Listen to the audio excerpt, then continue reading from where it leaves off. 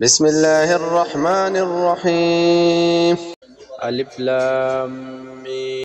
الله لا إله إلا هو الحي القيوم نزل عليك الكتاب بالحق مصدقا لما بين يديه وأنزل التوراة والإنجيل من قبل هدى للناس وأنزل الفرقان إن الذين كفروا بآيات الله لهم عذاب شديد والله عزيز ذو انتقام.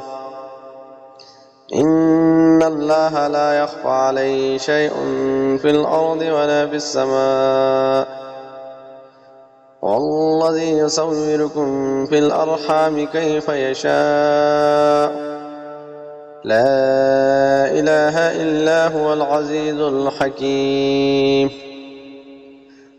هو الذي أنزل عليك الكتاب منه آيات محكمات هن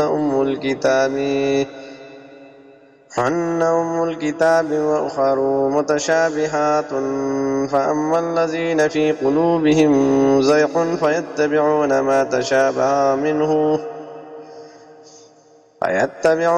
تشابه منه ابتغاء الفتنة وابتغاء تأويله وما يعلم تأويله إلا الله والراسخون في العلم يقولون آمنا به كل من عند ربنا وما يذكر إلا أولو الألباب.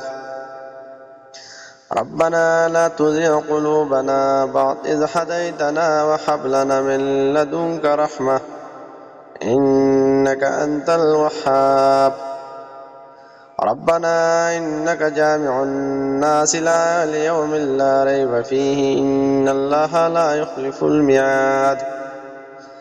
إن الذين كفروا لن تغن عنهم أموالهم ولا أولادهم من الله شيئا فأولئك هم وقود النار